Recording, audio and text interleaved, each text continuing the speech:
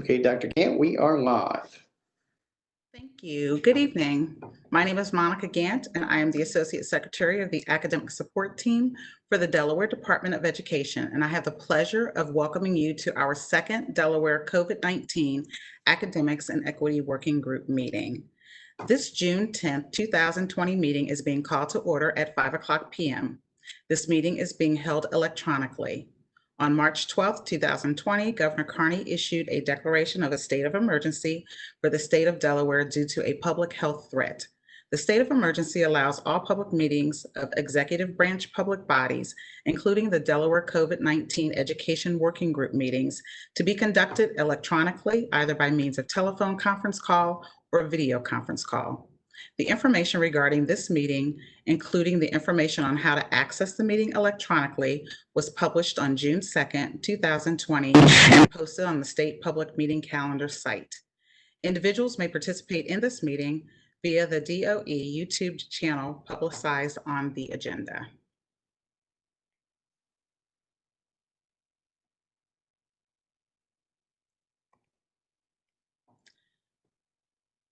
Each public comment is compiled from the previous week and posted online.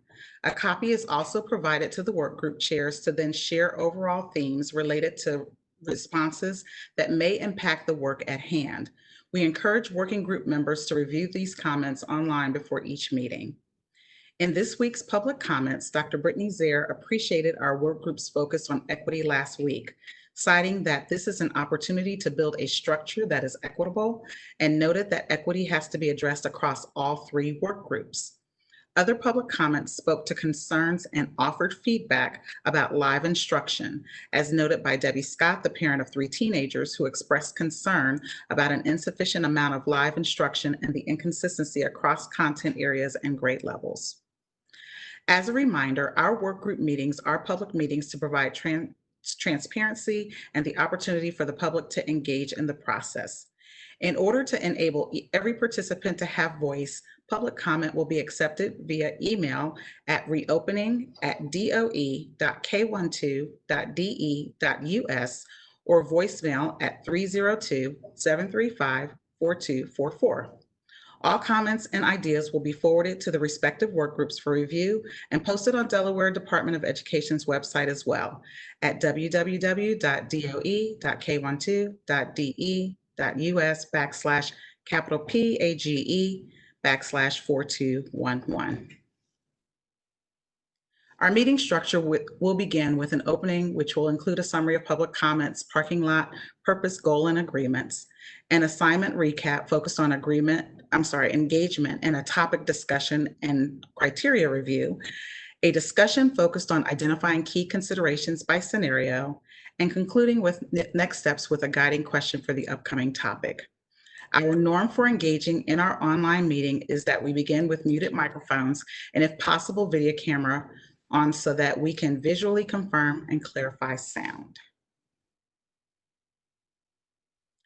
Our schedule of work will lead to recommendations to the Secretary of Education through the lens of educational equity within 3 public health scenarios.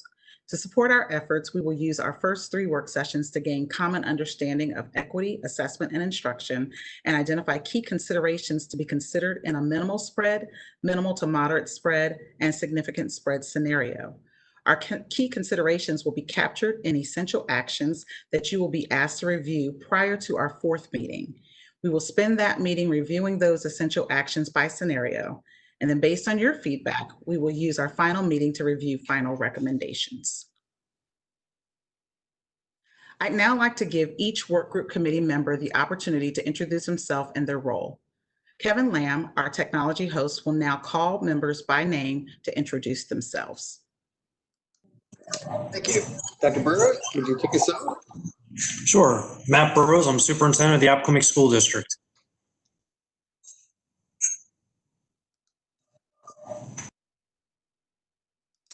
Ms. Schneider. Hi, I'm Laura Schneider, principal of West Seaford Elementary School. Ms. Thomas. Hi, I'm Caitlin Thomas, and I am the Delaware Educators Rising president. Ms. Gregg. Hi, I'm Loretta Gregg, parent, Lake Forest School District. Dr. Lawson. Hi, my name is Lisa Lawson. I serve as the Executive Director for Special Education and Student Support Services in Brandywine. Mr. Young. Hello, Eugene Young. I'm with the Metropolitan Wilmington Urban League. Dr. Alonso. Dr. Maria Alonso, Board President of La Academia Antonio Alonso Charter School. Ms. Vitale. Yes, my name is Rebecca Vitelli. I am a preschool special education teacher in the Colonial School District, and I am Delaware's 2020 Teacher of the Year. Ms. Castellanos.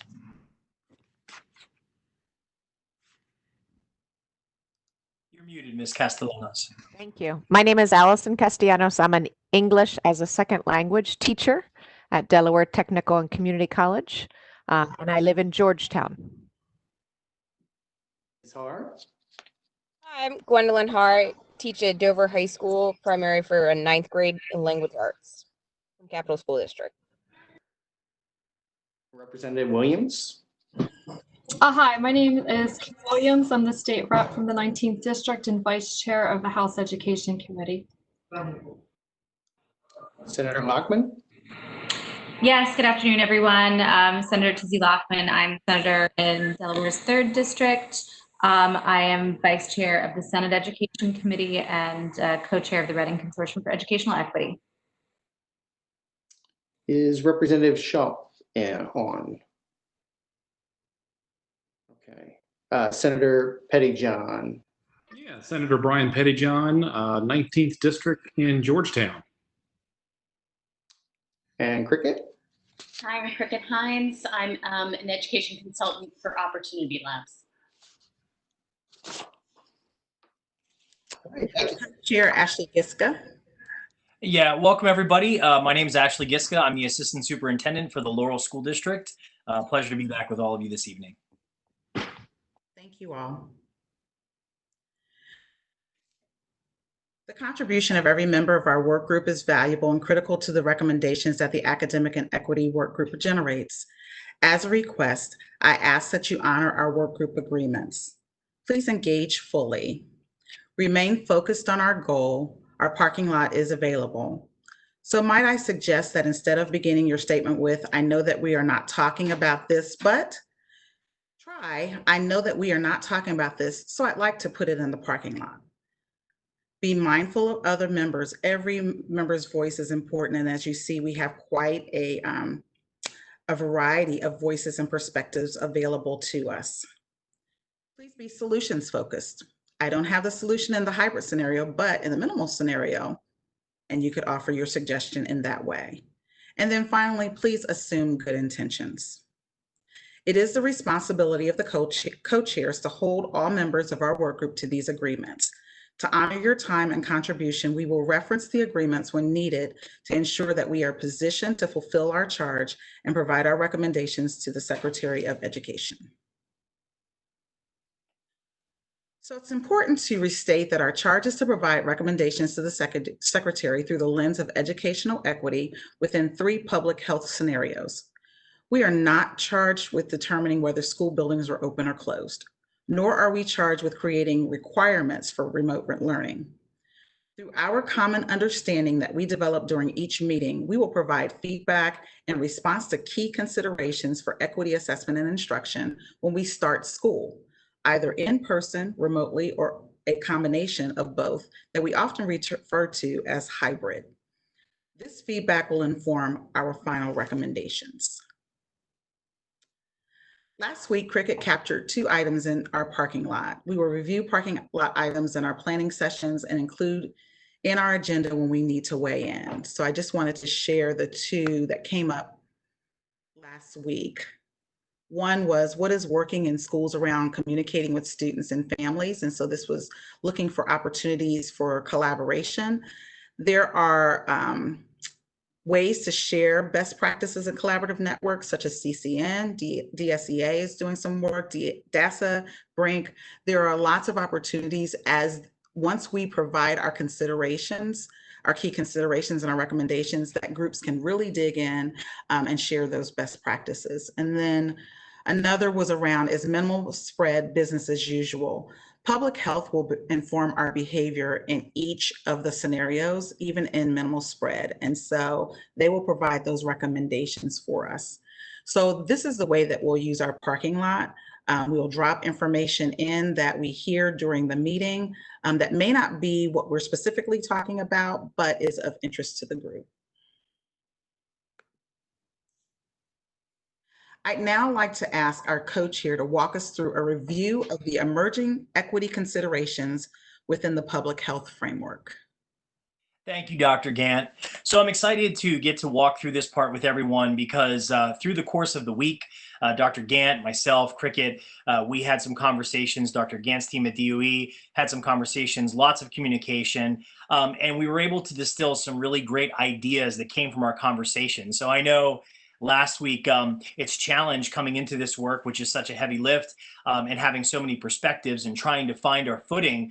But I'm encouraged over the next few slides to show you just how some of these considerations will emerge and ultimately inform how our recommendations will come out at the end of this process. So it was very encouraging, and I will walk you through that in just a second here, but I do want to bring us back to something that needs to be at the forefront of our mind, and I believe has been so far in all of our conversations, which is equity, meaning that every child gets what they need in our schools, every child, regardless of where they come from or what they look like or who their parents are or what their temperament is or what they show up knowing or not knowing.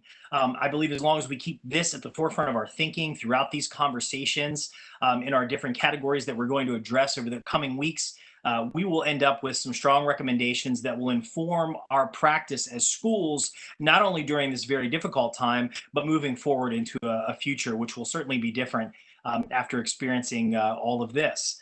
So let's go ahead to the next slide, and I'll give you an idea about how some of this came together. So during the course of the week, from debriefing, Opportunity Labs and Cricket did a fantastic job of coalescing some of the ideas and wonderful considerations brought forth. But all of those were around considerations of equity. Those key considerations for equity, I will review with all of the group now. The first one is we are going to put structures into place to communicate with every family and student directly, regardless of what the scenario is and how we are actually going about the process of school. Number two, we are going to actively and effectively engage every student, including students who need additional support in learning. We're going to, number three, identify approaches that meet every learner's needs in their learning environment. And number four, we're going to determine adaptations needed to support every learner in varied learning environments. And then number five, we're going to provide support for every student and their families in the transition between learning environments. And I think we had some great conversation around these key considerations that will eventually coalesce into solid recommendations for districts as they move forward in this unprecedented time. Let's go on to the minimal spread slide. So I'm not going to read all of these. This is something that everyone had an opportunity to look over as we got prepared for this particular meeting being together this evening. But just to give you an idea about how these emerging considerations sort of came into viewpoint during our conversation, part of it, and I know it bled together in certain areas, and that's okay because this is a tremendous thing to think about because there's some uncertainty still. But during this, when we were talking about minimal spread, for example, we talked about the importance of updating contact information or communicating with every family on a regular basis so that we knew how to give them updates and set out expectations and priorities. And that's something that we can move forward with and give solid recommendations on as we continue this process. Another one on here that I thought was sort of came to the forefront was supporting schools and securing adequate planning time before the school year starts. There must be a focus, and this is something that came up again and again during our conversations about being proactive. So just to give you an idea, during our conversation around minimal spread, this is how some of those ideas that were, flying around and there was some uncertainty, but they really began to emerge and come together as we mulled over them and considered them and thought about them and looked at your comments. So fantastic there. Let's take a look at moderate spread. So in a minimal to moderate spread situation, some of these ideas came forth during our last meeting and they sort of emerged into different considerations. For example, very simple things, but that will have a tremendous impact. What system do we have in place to identify and document effectively the best mode of communication for families? Being able to connect with our families is going to be key in any of the scenarios that we talked about, so that we can reach every family and student and support them along the way. And we talked about the need for additional supports, i.e. intervention programs, services, staff that can transition seamlessly from an in-school to a remote setting and back again if necessary. And we need to make sure that those are available to address the needs of every student. Again, powerful ideas that we can begin to flesh out and give solid recommendations from. These all came from the comments and ideas that all of you brought forth last week. And then in a scenario where there is a considerable spread, on the next slide. And I also want to bring to bear something that you brought up last week around high quality instructional materials, how in a minimal situation, this is work that we've been doing across the state, but what does that look like when we move into a hybrid model, and the need to ensure that that is aligned, even if we're using digital components? That piece is really, really important. And so I want to make sure that we highlight that. Yeah, I appreciate that. I didn't want to highlight my own because I would felt like I wanted to highlight some of the other great ideas. But I do agree with you, Dr. Gant, that that's a place where we can really begin to create some parity regardless of what situation we're in. So very important consideration. The last one is significant spread situation, which of course we all hope is not the case, but very well could be. Some of the things that emerged as considerations based on our conversations last week were things like securing or activating remote learning instructional plans, many of which districts have already begun developing and are already implementing with great success as we close out the year. But we want to be able to provide teachers and students with high quality instructional materials in those, as Dr. Gant just brought forth. And also setting clear expectations for schools and teachers, and a goal that every student's academic and social emotional learning needs are met through various different learning experiences, such as one-on-one video calls, small group meetups. There's going to be a lot of need to really balance and bring forward those ideas around asynchronous learning experiences and synchronous learning experiences, and how we can bring that for kids and really help them benefit regardless of what situation we result in. So I just want to thank you all, but I wanted to give you an idea on these 3 slides of how all of our comments, all of our thoughts, all of our conversation emerged into sort of these really good beginnings and seeds of strong recommendations as we move through this process and finalize a report in the upcoming weeks. So very excited about that when I got to sit back and look at all of it, and I want to thank all of you. Dr. Gant? Sure. So I'd like to take a pause for just a moment. And Kevin is going to man the raise your hand feature. Is there any feedback, anything that you're thinking about, or anything that struck you as you read through kind of how our dialogue emerged into these 3 scenarios? And Kevin, I'm going to depend on you for. Okay, and we have a hand from Ms. Schneider. Hi, when we're talking about the high quality instructional materials, I was just thinking about an obstacle that we have had as a school and wondering if this is actually under operations. Getting kids the materials has been a bit of a challenge. So will that be under the operations section? Or is that under academics? I actually think it's under ours. Because when we talk, yeah, go on. I was just gonna say, so I think we need to address that, because getting text in kids' hands that's not virtual, like actual books, has been a little bit of an obstacle. There's a high cost to mailing these things, in addition to whether they be books or other kinds of materials, because right now remote learning isn't working for all of our kids in terms of it being all online. So there has to be alternatives. And I guess, how are we going to distribute those materials? There has to be some kind of suggestions for that, I think. One of the things and Cricket's going to take this information down, this feedback down for us. One of the things I was thinking about was it might fall under activated remote learning instructional plan, because in that plan, we would need to identify how we're going to get those materials to students that don't have connection. And so that would be really important to make sure that that is included in the plan. So thank you for that. have a couple more hands. Ms. Castellanos? Nope. Oh, no, no, okay. Sorry about that. Let's see, Representative Williams?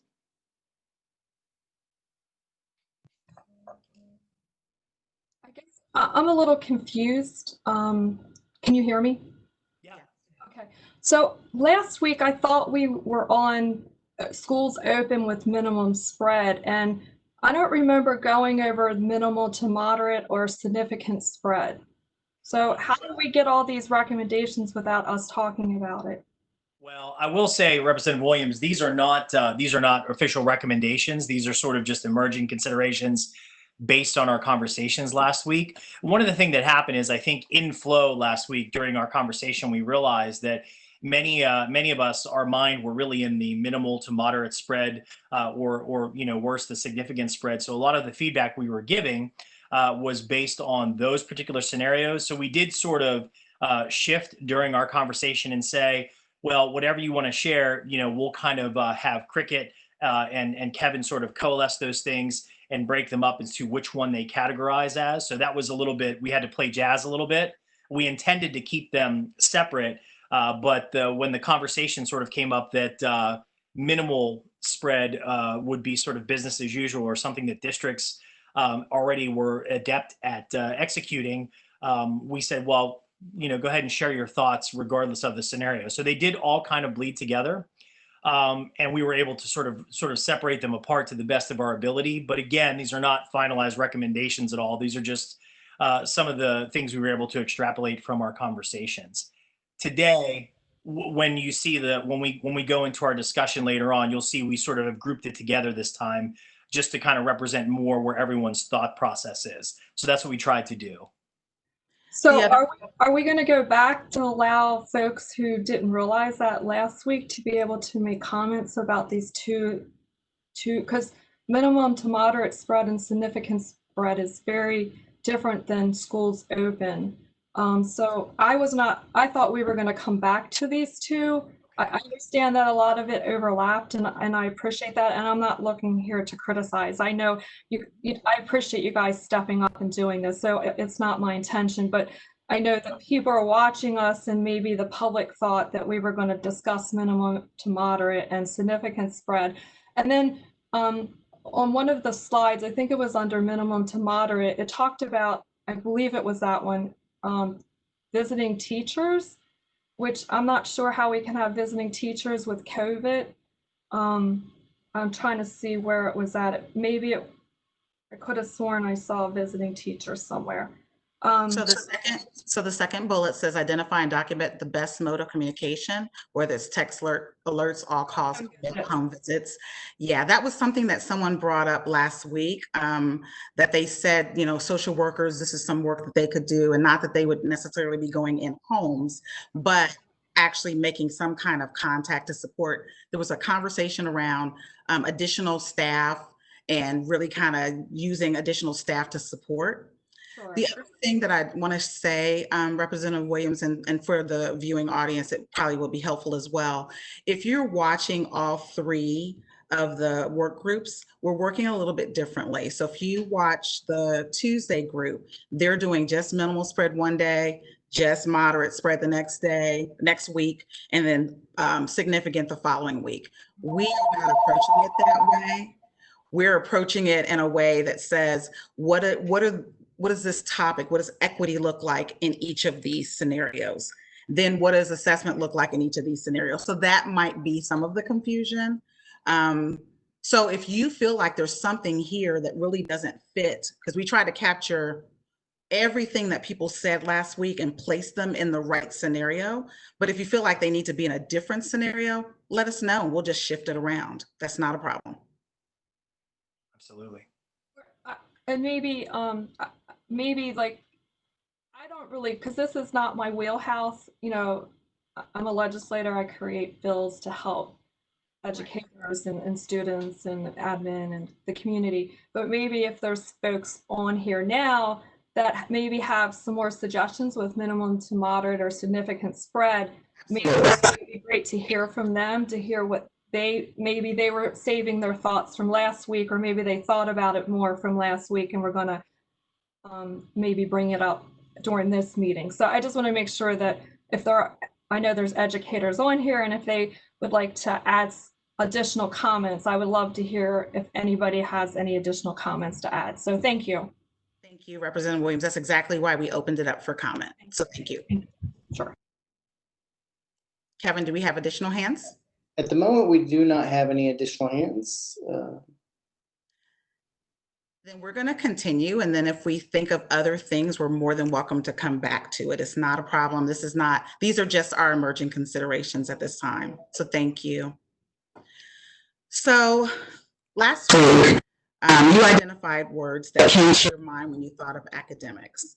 As you can see, learning was stated several times, and many of the words are directly related to learning.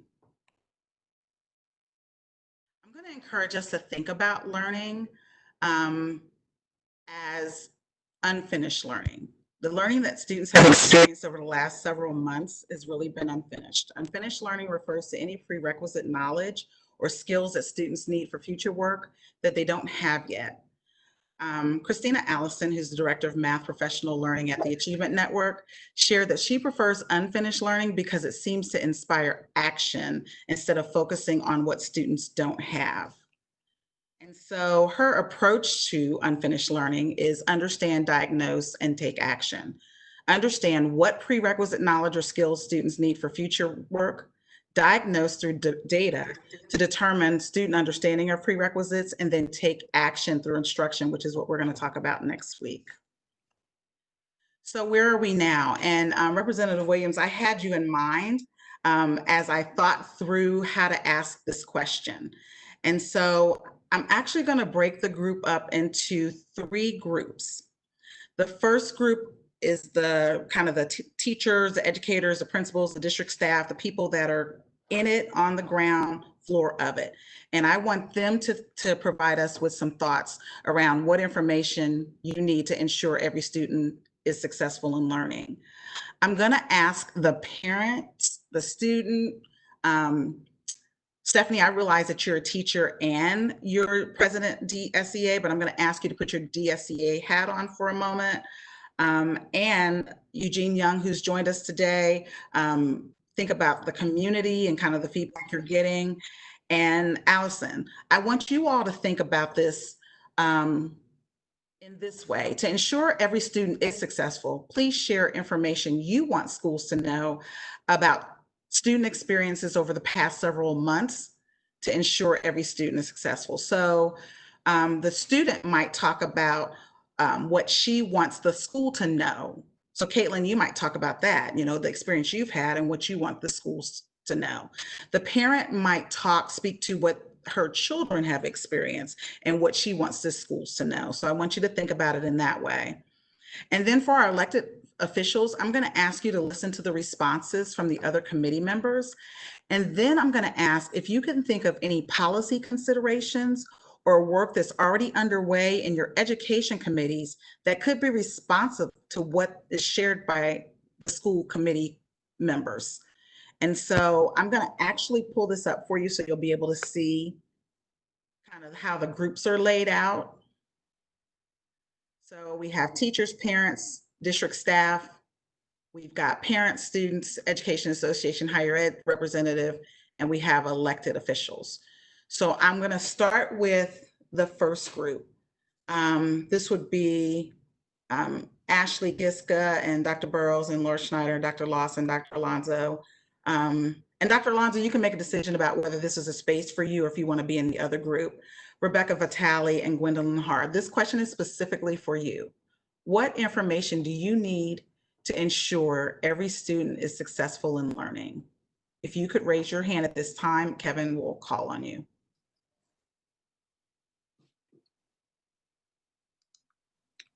Ms. Schneider, was your hand up?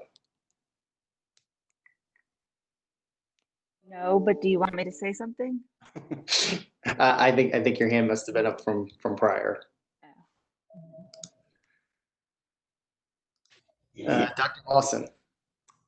So I'll just offer that I think information that we need is directly from students and families and the community. So we are going to be putting out a survey to get hard feedback on the last 12 to 13 weeks. So I think in our own communities, it would be most helpful if we had voices coming from inside the homes where the remote learning was taking place. Thank you. I'm not seeing any other hands at the moment. Oh. Ms. Har? Hi, I was just thinking not only the surveys that she was just speaking of, but I'd also like to know a little bit more, I guess, if we are on remote learning entirely, what our students' home lives are like.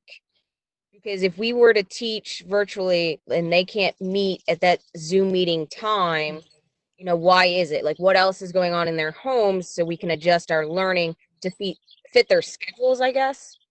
If older siblings are watching younger siblings, so then they end up only doing their work, you know, in the evening times. I'd like to know what more about their home life is going on so I can adjust my lesson that way.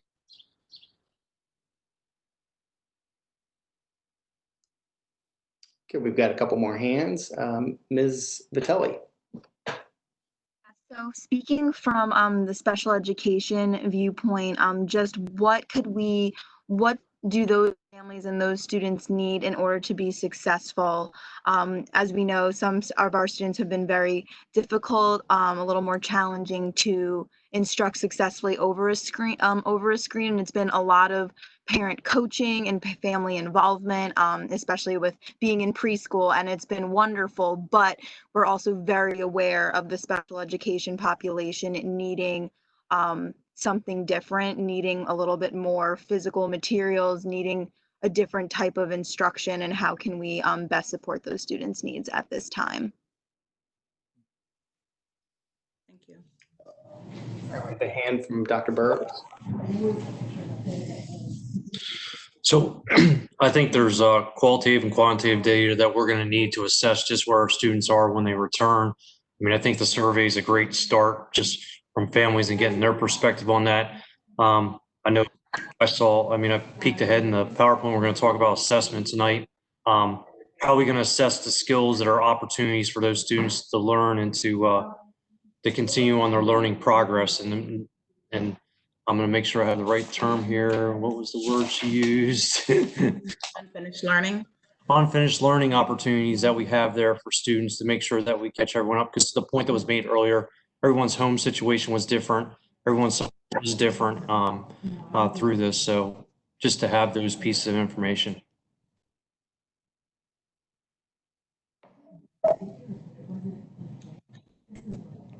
I don't believe I see any additional hands. If I missed anybody, I apologize. You're not required to answer. We just thought that if we could think about it through our different perspectives, it might be a little really be thoughtful. So I'm going to now go to the. Again, I'm sorry. We have one more hand that came in. I think Ms. Har, do you have a second comment?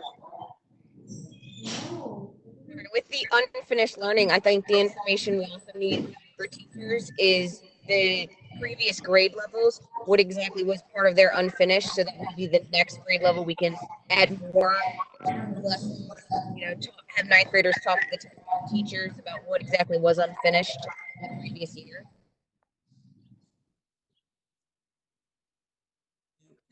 Kevin, can you check our microphones?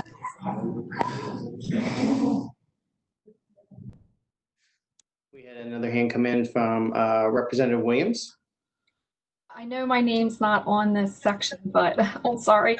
So I guess a couple things, like social emotional support for the students and teachers, especially when they return to school. What are we going to do about that? Also, what about supporting kids with disabilities? I know Rebecca mentioned that, but also about the population of students in the prison education system as well. Thank you. Things to think about. Thank you. Thank you. I think, Dr. Gann, if I could just weigh in 1 second here on this. I think that everybody brought up some important points there. Dr. Burrows, Representative Williams, Rebecca. and Gwendolyn. But I think one of the things that really needs to come to the forefront, especially as we transition later tonight into talking about assessment, is really the need for individual evaluation of students as far as where they are at when they come to school here in the fall, whatever that should look like, just to get some knowledge about every single student specifically and what they were able to accomplish in remote learning situations and what they were not able to accomplish or what they still need or still unfinished. And I think it's going to be important to focus on the individual student in the assessment process as we start a new school year, because what I think would be a mistake is to just say, okay, well, the first 3 months of this year are going to be the last 3 months of last year, right? There's not a lot of evidence that says that that's going to move students forward. I think we need to really have great differentiated instruction. And we need, in order to do that, we need to have great information and assessment about where students are individually. And that's going to really help with our special ed population. It's going to help with our ESL students and all the other students, who need additional support, as well as any other student that shows up here because of those factors happening at home. Like, we were talking about when they can get on for their Zoom sessions and when they can't. That has nothing to do with, where they're at academically, but more with what's happening in their family. So individual attention is going to be really necessary moving forward.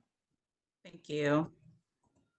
So I'd like to move over to the next column for our parent student. So Ms. Thomas, Ms. Gregg, Ms. Ingram, Mr. Young, Ms. Castellanos, if you all could weigh in on, to ensure every student is successful, please share information you want schools to know about student experiences over the past several months to ensure every student is successful. All right, I think Ms. Thomas, I think I saw your hand first. Hello? Okay. So kind of from a student point of view, I would just want my school to know that this whole entire experience has been very stressful for me. And I know that it's not just me speaking. I'm very lucky in the fact that I like school. However, I still find it really hard to sit down and do my work.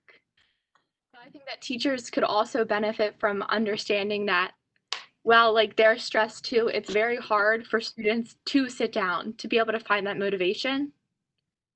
And not only that, but put everything else aside. I also have a work schedule that I have to deal with. I have 2 twin brothers that I have to deal with. So I feel like, yes, while remote learning may be our only option, we also have to consider what else is going on in our students' lives. Because at the end of the day, even when we're in real school, school is not the only thing students are focused on.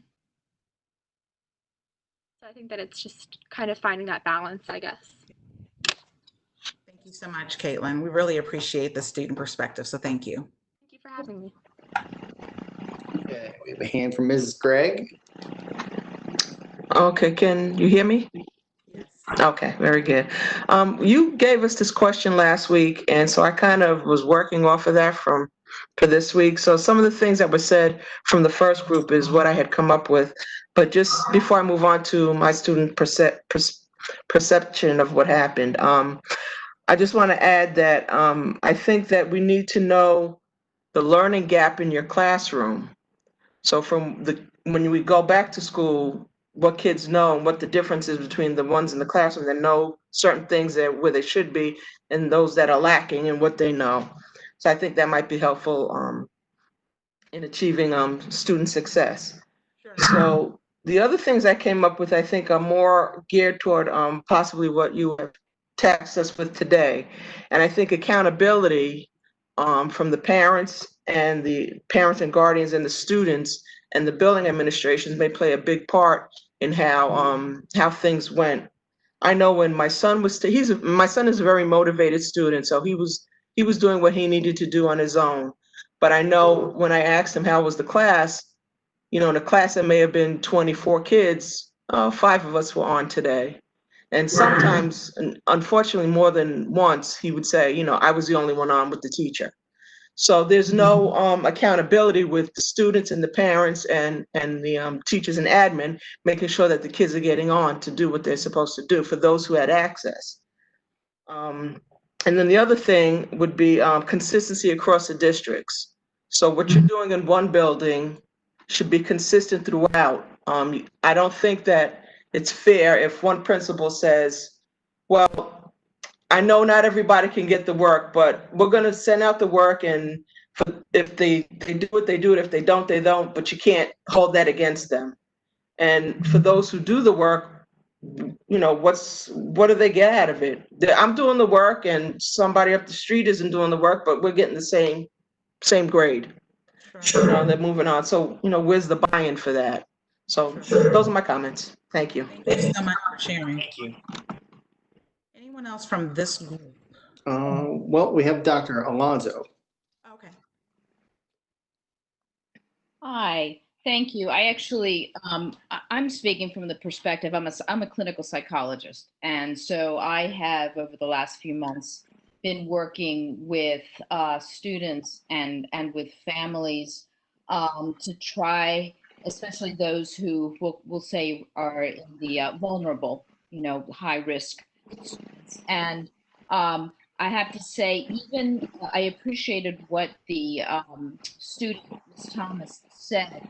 Even students who are learners, have everything they need at home, they struggle with connecting and motivation and so forth. But I have to say, our students that are low income, students who have parents that are crying to me on the phone because they want to be there for their child to help them.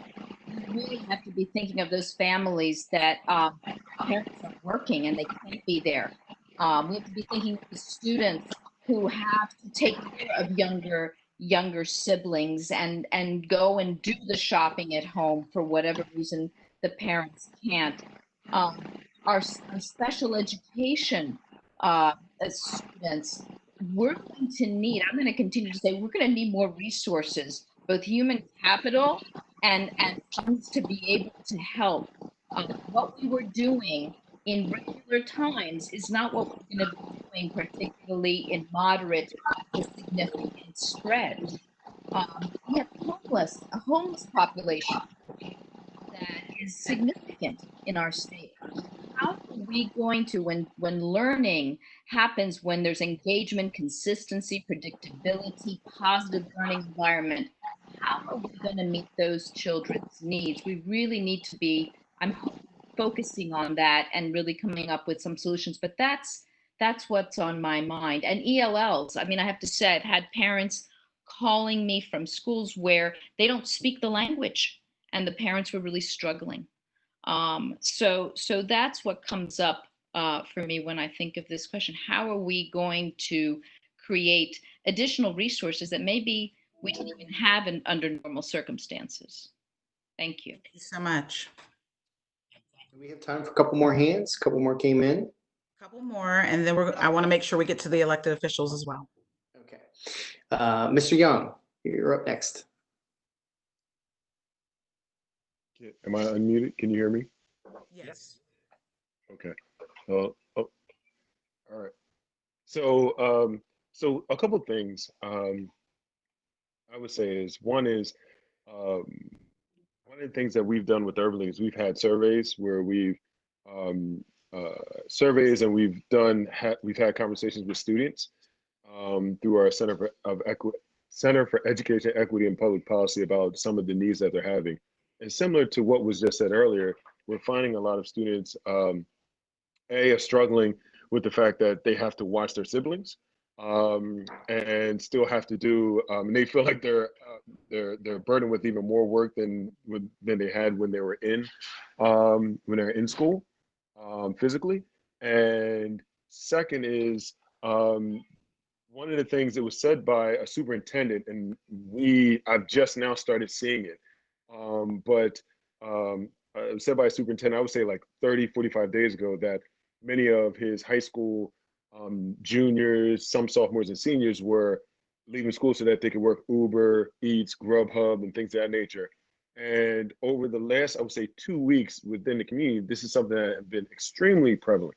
A lot of individuals who may have means of transportation because their families are in such need are doing this. So my question is, how do we make sure that they're caught up as upon moving forward? And third is some of the things that we're doing with Earthly. We're actually going out to provide assessments and surveys to community members throughout the state. And we'll probably get 1,000 throughout the city of Wilmington and many of our hardest hit areas. So we can even take some of that data. And some of the questions are to families around education. We can bring some of that data back to the group to get thoughts, ideas, and ways that we can work together moving forward. So those are my 3 things. Thank you, Mr. Young. There's a couple of things I want to say real quick before we move on. First of all, I left it at the top of the screen because I wanted to keep the question fresh for those people that are going to be responding. So the screen is expanding and all of the information that you're sharing is being added to the screen. And you will see this in our next week when we come back to you. I just wanted you to be aware that there is information that as you're speaking, we're adding it to the bottom. But for those people that are planning to respond to the question, to ensure every student is successful, please share information you want schools to know about student experiences over the past several months. I want to make sure that we can see that question. And so that's why I didn't scroll it all the way down. We're going to move along pretty quickly because I want to make sure we get to the next group, and then we have quite a bit to discuss this evening. So is there anyone else in this category that would like to respond to that prompt?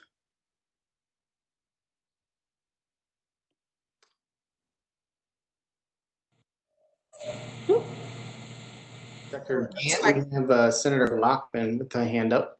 Okay, so we're going to move into Can you hear me okay?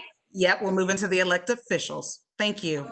That sounds good. I was going to speak a little bit to the middle column. I was going to put my mom hat on, which I will somewhat have on, but I wanted to speak a little bit to the comment that Ms. Gregg made, which resonated with me. You were talking about consistency when it came to accountability and perhaps assessment, I think. But some of the things that I've heard from other parents and many folks who I think wear both a parent and an educator hat, something that I think really resonates here in the greater Wilmington and northern Newcastle County area, where we have a lot of LEAs close together and a lot of families with, professional and family obligations spread across LEAs, is a hope that we will see some coordination, strong coordination and across those LEAs, not just in the area of maybe like accountability and assessment, but thinking about things like calendar. I think when we're still in a state of uncertainty that we might be moving between statuses of mild spread to significant spread and could see ourselves going in and out of virtual spaces. There's a lot of concern that I've heard and I relate to as a mother I have one child here and another child here. And, it's just another added stressor to try to keep track of multiple disparate approaches generally, but particularly in terms of calendar, if we have some students in the building and some not, depending on what's going on. So I just wanted to elevate that and sort of connect it to some of the other consistency that folks were maybe looking for. Thank you so much. Ms. Ingram, I don't know if you want to speak to this through your DSEA hat around local control and consistency across districts. And I don't know if there's any comment that you would like to add to that. I would like to invite you to do that now if you'd like to. No, I truly don't have too much to say about that. We'd have to take a look at where we landed. And then, as you know, each district then has the discretion to make those choices for themselves. I know one of the things that most people would like was, like Ms. Lockman just said, a calendar that works for everybody. But that's really all I had to say about that. Okay, thank you so much. Dr. Gant, I'll just to reiterate Senator Lockman's point.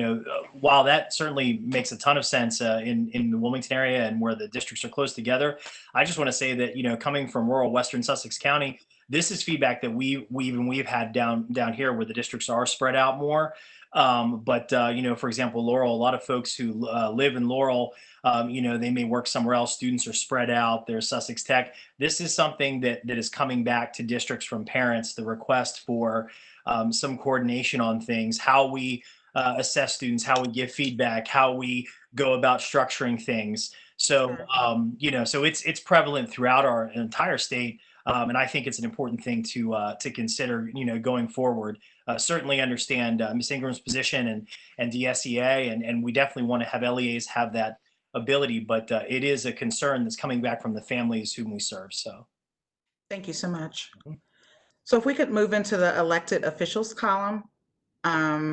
As you listen to the responses from other committees, can you think of any policy considerations or work underway in your education committees that could be responsive to what is shared in school committee members and stakeholders? And you don't have to respond.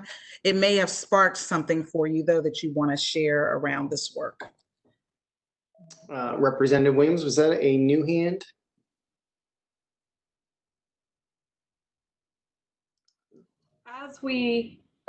As our educators get back into the classroom, hopefully in the fall, what I would like to see is for them to be able to focus on greeting the students back, figuring out what has been going on in their lives, help them get adjusted again. But a couple things that we could do is talk about our state assessment. Is it really necessary? Or should we be focusing on educating our students? The performance assessment, is it necessary? Should we put a moratorium on that? Talk about the amount of time spent on evaluations for our teachers and our admin. And also something Senator Pettyjohn addressed was the inequities in internet. So there are the things that I believe as education committee members, these are things that we've talked about and we need to focus on to see if these things are actually relevant. I mean, don't get me wrong. I believe that there should be some type of assessment, but to focus on a test when our children are dealing with social emotional issues, like Eugene was saying, some children are working to help their families or watching siblings. A state assessment is not something that is, in my mind, necessary. I think there's other things that we can do in a classroom that are more valuable. So they are my few thoughts on that. Representative Williams, you must have looked ahead at the slides because we're going to talk about the different purposes of assessment. And state assessment is not one of the ones that we're talking about. And so it's interesting that you share that. So thank you so much. Thank you. Is there another elected official that would like to share? We have a couple. Senator Pettyjohn. Yeah, thank you very much. And I really have to echo what my colleagues have said. Senator Lockman before, and Representative Williams now. I've heard a lot of the same things that they're saying. We have some different issues down here in Sussex County where you have kids that go to multiple. A family that has kids going to multiple districts, whether it's one going to a charter school, one going to a traditional K-12, the other one going to a technical school. The calendars and the consistency is going to make things extremely hectic on the parental side. I know we at one point in time in Delaware we had a statewide calendar to try to keep things consistent from districts. We went back to the local control. Even some attempts to start schools after Labor Day has faced a lot of pushback from the local school districts who really like that local control over their own calendars. But this is a different situation. We're facing a challenge that was unanticipated, and it's presenting a whole new slate of challenges now in terms of where we were in their learning progress when schools closed. From grade to grade to classroom, children may have gotten cut off at a different time. And especially if they don't have access to continuing to learn or effectively continuing to learn through the shutdown to this time of year when schools naturally closed, the starting point when they go back into schools is going to be a big unknown. It's going to be like a whole lot of kids coming in from out-of-state schools into our classrooms at the same time, and our educators trying to figure out what the level of these students are when they begin teaching. So I think we have to be looking at that. We have to be giving our educators the latitude to be able to make some of these decisions within the classroom level, and on the local school district side, make sure that the support is there for these teachers and these schools to get the students all up to the same level so that they can move forward at the same time. Thank you. I don't want to cut our conversation off, but I also want to make sure that we get through some of the key information. You're all actually bringing it up, and so it's really important that we gather some common understanding around assessment and around determining how do we know where students are to Petty John's point. And so it's really, really important that that we move into that space. I don't want to cut anyone off though, but I do want to make sure that we have time to move forward. So the next couple of responses, if we can make them as succinct as possible, and if they've already been stated, just make sure that you share something in addition to what's already been stated. So thank you. All right, Dr. Gann, I'll stick with the next two. Senator Lockman. Sure, I will not piggyback on the assessment comment, although I was planning to, but I think in terms of what we've seen in our committees, just wanted to highlight a couple things. Again, with regards to consistency, there's been some conversations about registration and modifying that to make it more universal. So I think there's definitely been clamoring for consistency. I wanted to highlight that. I think there's also been a lot of conversation already prior to COVID about enhancing social service support. And then we also have the example of opportunity funding and the way that our LEAs have used that to invest in equity boosting, either programming or human, personnel and things like that. So that might give us some examples of places that we were already investing that might need additional investment to address our students who need those extra supports. Thank you so much for sharing. Sure. Okay, and Ms. Castellanos. Can you hear me? Yes. Okay. I just wanted to bring up an issue like you were talking about every student being successful. I teach students who English is their second language, and I know a lot of parents tell me that they, are barely learning English. And one of my friends said, "I don't speak computer." So, she said this whole new world of the devices and the access to technology and usernames and passwords and jumping on a website and submitting and attaching in PDFs, it's like a whole new language. So because of this experience that we have, I think when we go back to school in the fall, we absolutely, in addition to that contact information, we have to really have some hands-on tutorials for a lot of the ESL families about what systems the school uses and how they can access information, how they can access Schoology, how they can access some of the websites that the teacher might be using. Because if they have to go into that remote environment, the next time they'll need to be able to be more comfortable, more familiar with technology. So that's kind of a big issue that I think a lot of families, they're not able to help their children. They want to help them, but they just don't know computer is something. Exactly. And the other issue, I know it's been said, Caitlin said it, but the stress, it was very real when we went to the remote learning. Some families, people lost jobs. Some families had people who were sick. And some families, their parents were working extra hours because they worked in poultry plants or at Walmart. So we had kind of the whole range of stress that was going on. And I think the teachers were very flexible. And understanding, but I also think that we have to be accountable. I don't think we can just for 6 weeks or 3 months or 6 months say we're not going to have assessment. So, I think there's some flexibility, but there has to be assessments and there has to be progress in the learning. I just think we have to have both. So. Thank you. Excellent points. Thank you. So you all have given us quite a bit of information around this, and this is a really nice transition into assessment, and really us having common understanding about what we're talking about with assessment. So assessment really is a process of gathering information about student learning to inform education-related decisions. So we're not going to just guess where students are. It's sort of like when we go to the doctor if we're not feeling well. There are different tests that they run. There are assessments that they give us in order to know how to treat us.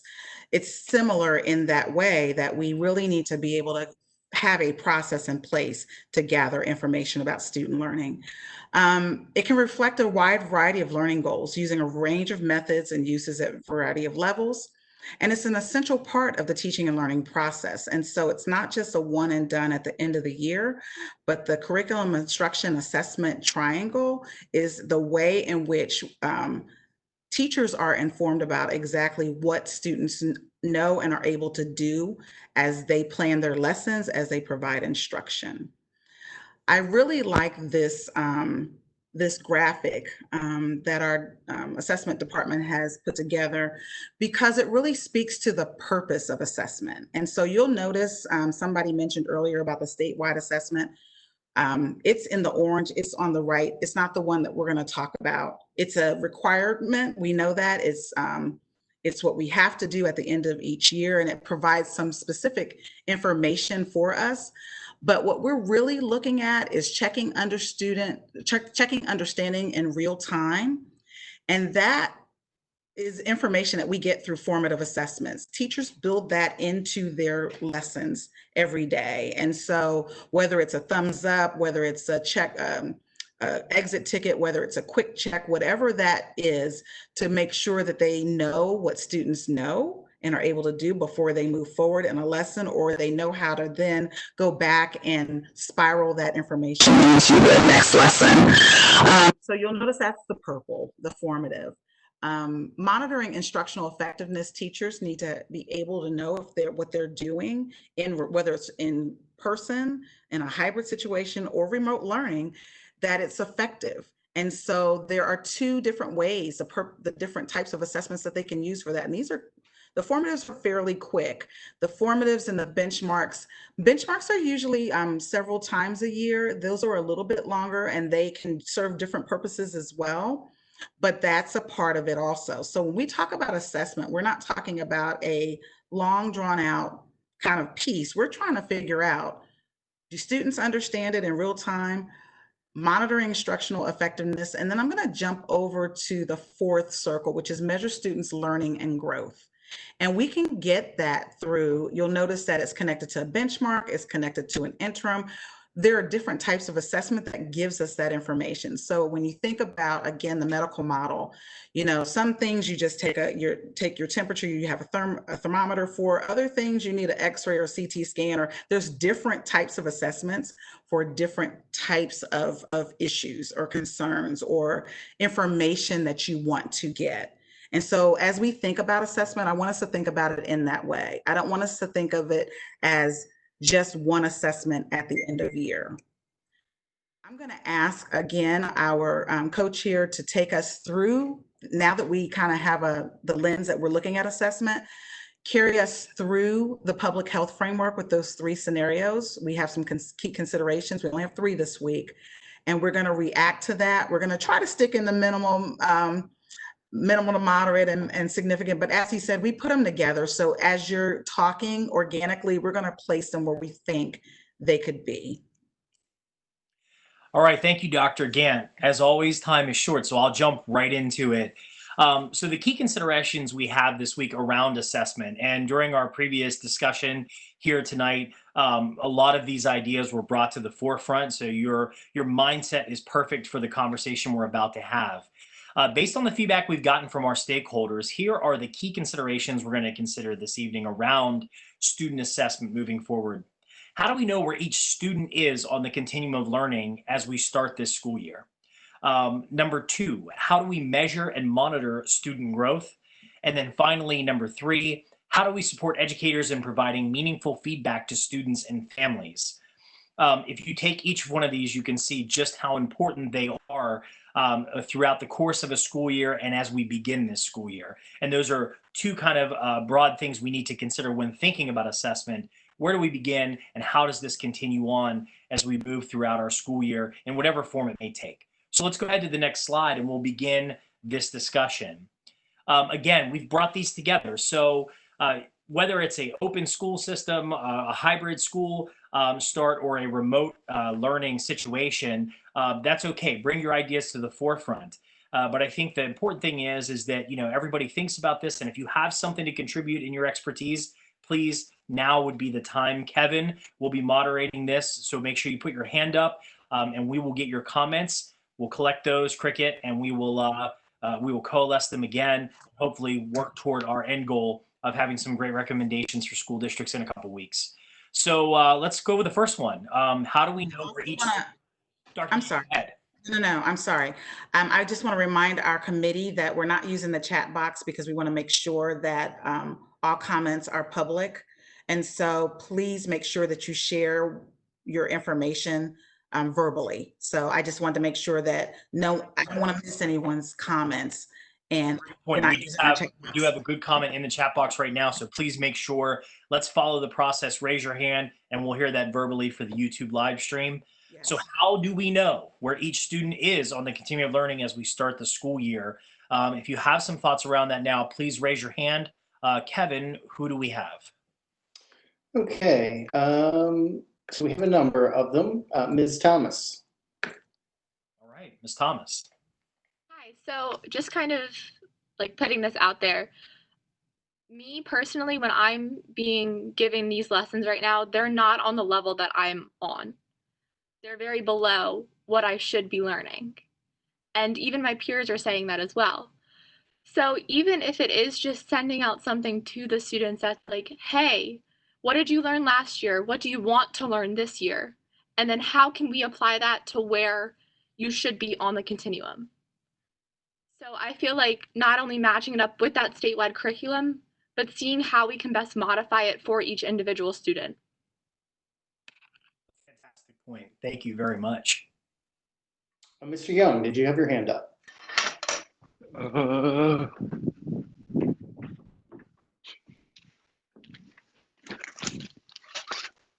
Eugene Young? Dr. Alonso. Hello? Can you hear me? One moment. No, I think my hand was up from the prior discussion. Well, that's fine. Thank you. No worries. No worries. Are we with Dr. Alonso?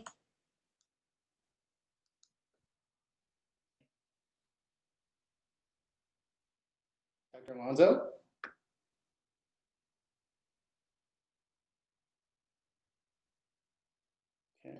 I did not raise my hand. Okay. Thank you. Representative Williams.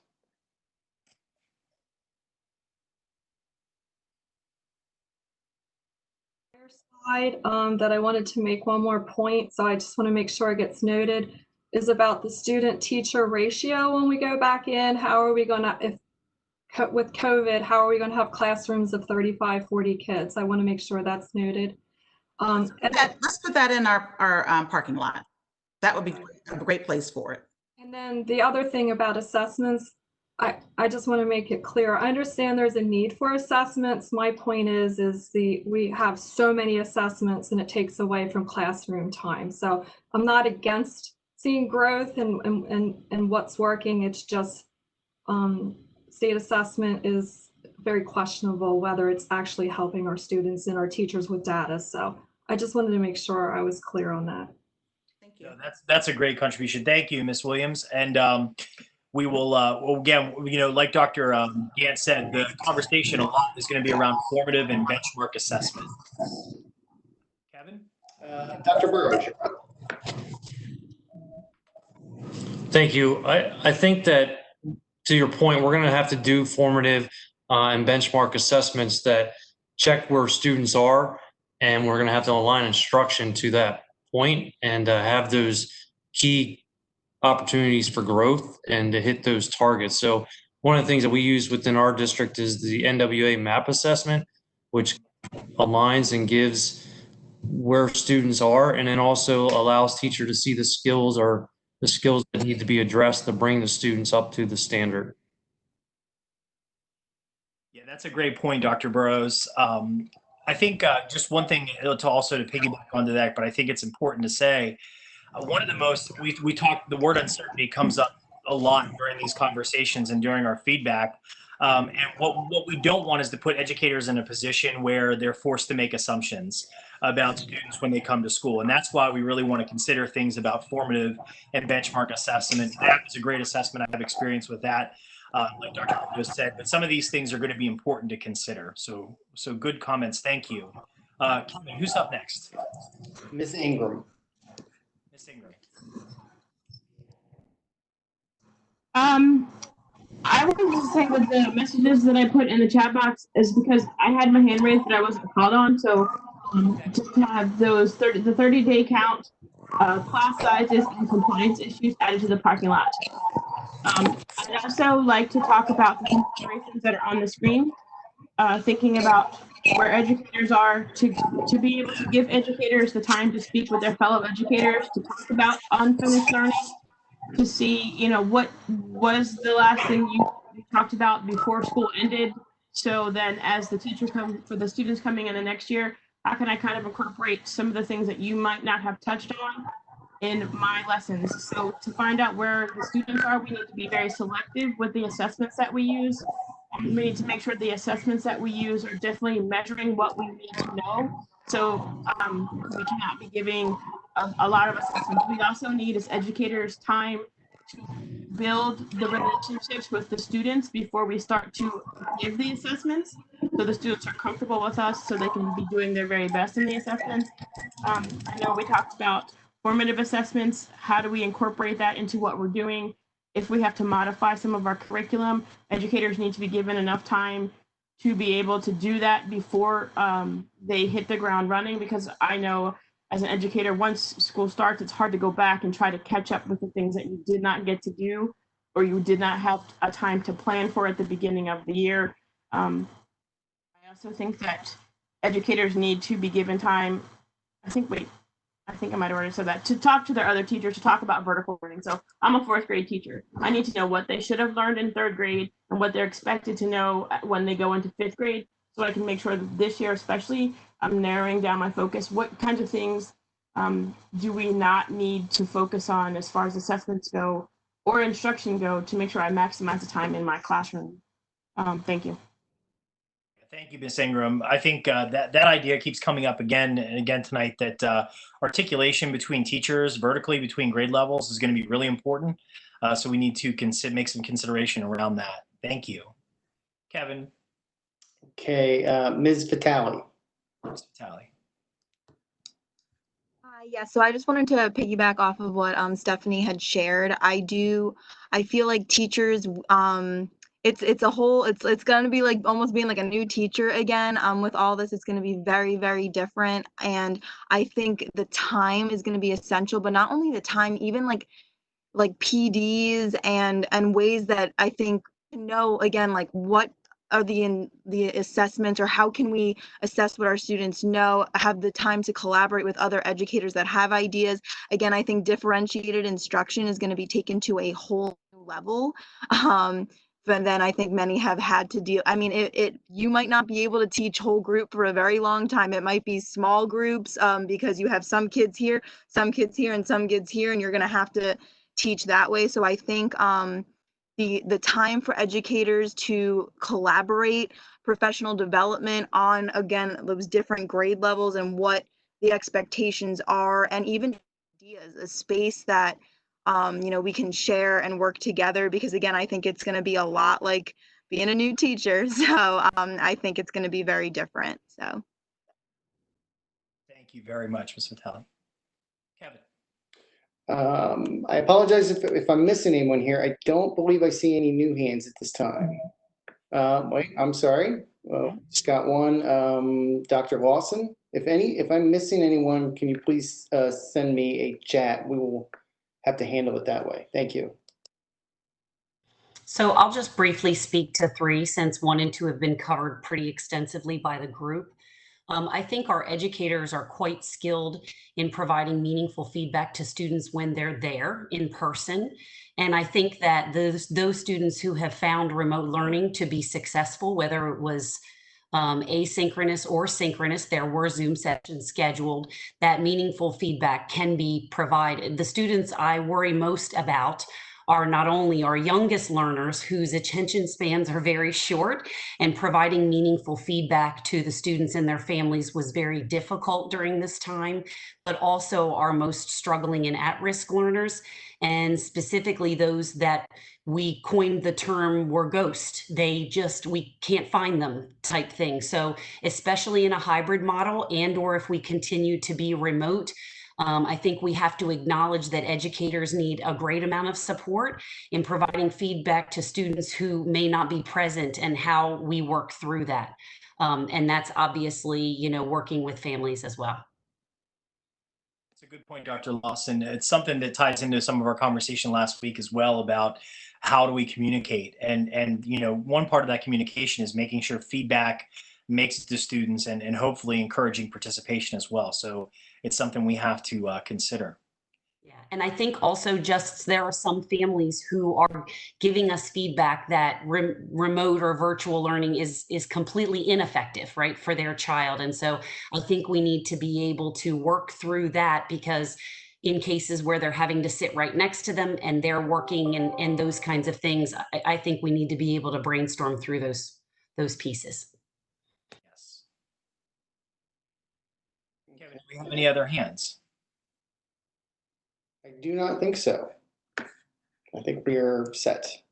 We were primarily talking about key consideration 1, but as Dr. Lawson pointed out, we did talk a lot about measuring and monitoring student growth, which would be our second consideration. And of course, Dr. Lawson brought us into this conversation around supporting educators and providing meaningful feedback to students and families. I'm interested if anyone from the group wants to share other thoughts around monitoring student growth or providing meaningful feedback. I think those are important things for us to consider, especially with all of our varying viewpoints and expertise. So I'll open it up to Kevin. If anybody has any additional comments around monitoring student growth or providing meaningful feedback to students and families.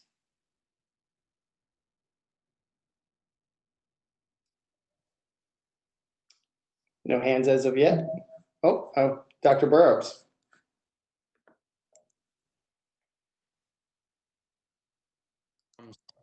Very important and challenging. I think we saw that a little bit in the remote learning and giving meaningful feedback. We've heard some parents give their perspective today on that, just because, districts had a week and a half to plan and get it out there. And so that caused some challenges with this.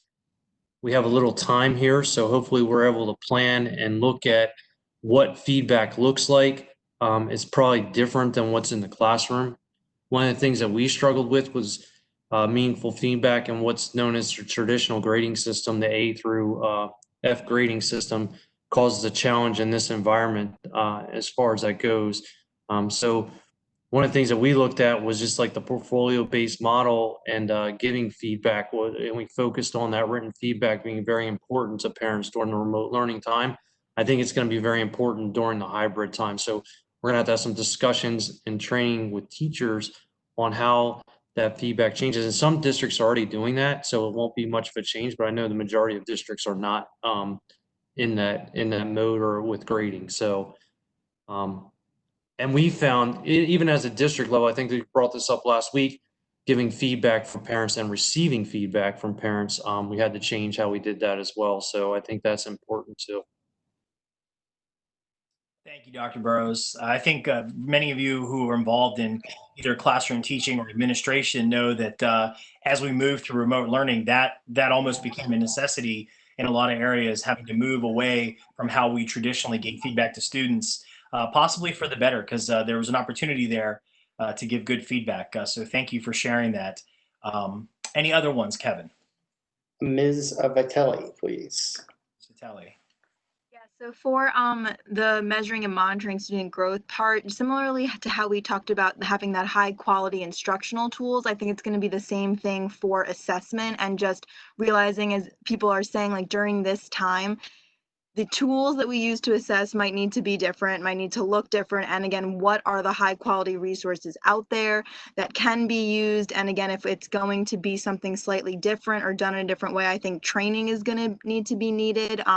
or again, if it's going to need to be adapted to get this information through online or in person, or however we're going to handle it. I just think there's going to be a lot of considerations around that, and especially for our youngest learners. And I'm thinking of whether it's like hybrid or open, and we're going to be in the classroom. A lot of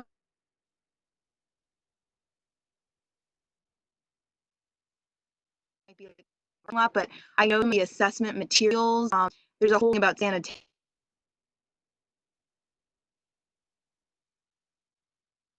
The share versus the center plan that where you find Child Watch, the materials they use to bring children in and test for special education services. There was concerns I saw in public comments about that, like, you know, how are we going to sanitize everything? How are we doing these tests? You know, they feel very behind right now. So I think that piece too, the special ed child find Child Watch assessment piece is a concern, and the sanitation of tools and things like that. So It's a good point. There's definitely a lot of considerations, and efficiency is going to have to be one of them. How we can assess students efficiently, what tools to use, and how to go through those processes that may involve things like you described, considerations we didn't have prior to COVID. All right. I think it's also, I also appreciate you bringing to bear that you're gonna have to do it differently. Like you've been doing hands-on, you've been doing kind of a show what you know, and that may look a little bit differently in a remote environment or a hybrid environment. So thank you for raising that. We have a couple more hands. Ms. Thomas. So kind of just piggybacking off of what has been said before, as a student, when I first heard we were going into remote learning, my first thought was, how am I going to be tested?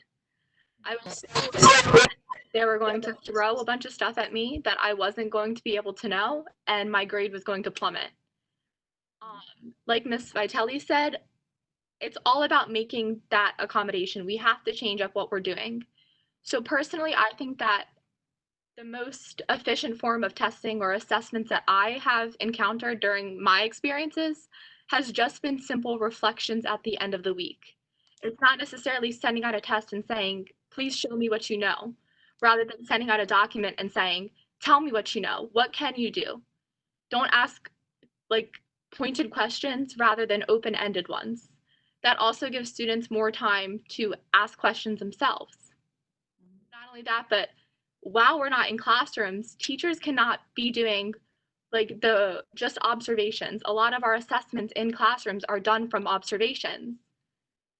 We have to modify that observation by allowing students to kind of observe themselves. Yeah, that's an excellent point. And I think, you know, especially many students around the state would give feedback similar to that the dialogue and discussion was important. It does bring up another, the challenge around equity, though, is for how do we make sure those experiences happen for all students as well. So great points, Caitlin. And also she's bringing again to the attention that it's really a formative. That's a formative assessment, is checking for understanding when you ask students to reflect. And so it's knowing the different purposes of the assessment and using different types. So thank you for that. Okay, I believe we have one more hand. If I'm missing you, please send me a note in the chat. Ms. Ingram. You're muted, Ms. Ingram. Thanks. I just wanted to make sure that we talk a little bit about district expectations so that they're made clear at the beginning of the year. Things around attendance, participation, grading policy, standards for coursework, going into question number 3. And can we add to the parking lot, please? Because I know we're running out of time. CTE teachers, related arts educators, and the concerns that they have around what this looks like in their classroom, please. It's at it. All right. I'm going to turn it over to Dr. Gant at this time when she's done filling in the parking lot there. Yeah, I know. I could see you typing for Ms. Ingram's comment, which is a good one. As we're nearing the end of our meeting time, so I know Dr. Gant has some slides that are going to close out the evening, but I really want to thank you for that conversation around assessment. Some wonderful ideas coming forward, and obviously this is an important piece to consider. Absolutely. I want to agree with you on that. And I really appreciate our thoughtfulness, our openness, and just I love the different perspectives. And so thank you for engaging us in that conversation. So equity is where we are going. Assessment is where we are now. So determining what information we need to make sure that students are successful in learning, which is really our focus on the academics team. So next week's question is, how will we get there? What does a strong instructional start to the school year look like for every learner? We're going to, as co-chairs, continue to push you to think about what that looks like in the 3 scenarios. I know that it's easy to kind of fall into one bucket, but we really, the more information we get now, the more we'll be prepared to have that conversation the 4th week about what the essential actions should be. So everything that we're doing now is really preparing us for that conversation, and we appreciate you taking this journey with us. So as we conclude today's meeting, let's review the primary points discussed. Assessment is process of gathering information about student learning to inform educated-related decisions. It can reflect a wide variety of learning goals using a range of modes and methods and uses a variety of levels, but it's an essential part of the teaching and learning process. Equity is where we are going, and assessment tells us where we are. Since we have identified key considerations for where we're going and where we are in all 3 scenarios, our work next week will focus on how we will get there. Please come to our meeting next Wednesday prepared to discuss what a strong instructional start looks like. Thank you so much for your engagement and your contribution. Just want to remind everyone, public comment is available. We would also like to thank our viewing audience for your engagement. Please remember to share that information through reopening ideas at doe.k12.de.us or leave the voicemail at 302-735-4244. This is where we're collecting all of the information so that we don't lose any. And so sometimes a one-off email, we could easily lose sight of it or it doesn't get to the right person. So please make sure you send that feedback to reopening ideas. This feedback will be reviewed by our team each week. We will support, and it will support our charge of providing recommendations for academics and equity within the public health framework. Once again, thank you so much and have a wonderful evening. Dr. Gant? Yes. If I may, I just wanted to point out that Ms. Ingram had one other concern for the parking lot. She put it in the chat box. No, it's okay. She just did it, but I wanted to make sure it got recorded for our live session. She wanted to add specialist concerns around assessment and for special education students would need to be added to the parking lot as well. So concerns around specialists, around assessment and for special education students. So I just want to make sure that got recorded for our session. And I want to thank all of you as well. Great conversation this evening. Thank you. Thank you so much. Have a good evening. Everyone. Bye, thank you.